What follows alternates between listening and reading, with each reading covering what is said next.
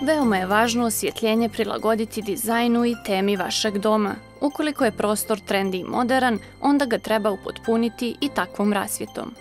Tako je rasvjeta na plafonu u vidu visilica lustera veoma aktuelna u formi abažura od raznih materijala, cirkona, visećih sijalica koje samostalno isijavaju svjetlost u prostoru.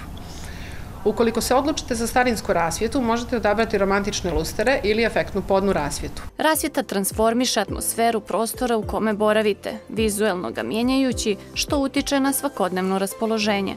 Osvjetljenje može da predstavlja pravo umjetničko djelo. U jednostavno namještenim ambijentima najbolje do izražaja dolaze veći lusteri i lampe neobičnog geometrijskog oblika i prirodnih boja, a na drugoj strani dom uređen u modernom stilu sa većim komadima namještaja zahtjeva rasvjetu diskretnije forme. Izborom boje ćete umiriti ili dati luksuznu notu vašem domu. Lustera i visilice u stopu prati podna rasvjeta, čiji abažuri dolaze u raznim nijansama i veličinama. Podne lampe su veoma funkcionalne, ali i dodatni dekor u vašem domu. U svojim modernim verzijama dolazi u zaista neočekivanim formama. Lampa koja stoji na podu, u zavisnosti od veličine, može biti detalj koji dominira u prostoru. Rasvjeta je važan element i kada je u pitanju uređenje eksterijera. Veoma je važno da dizajn i osvjetljenje prilagodite dizajnu i temi vaše okućnice.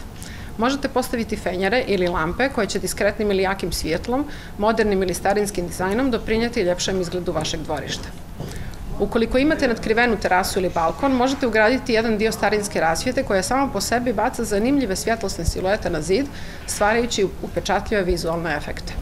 Ukoliko ste ljubitelj moderne spoljašnje rasvjete, modernim rasvjetnim tijelima koje posjeduju podesive snopove, možete da osvijetlite fasadu, ogradu, drveće u vašem dvorištu. Prije nego što odlučite koliko ćete svjetiljki ugraditi u spoljašnji prostor, morate procijeniti i osmisliti kako ga koristiti. Uživanje u dvorištu u toku ljetnih mjeseci nezamislivo je bez adekvatnog osvjetljenja. Spoljašnja i unutrašnja rasvjeta daju akcenat prostoru i njena svrha je da stvori dobru atmosferu. Bogat asortiman dekorativne rasvjete možete pronaći u Cerovo maloprodajnim objektima širom Crne Gore.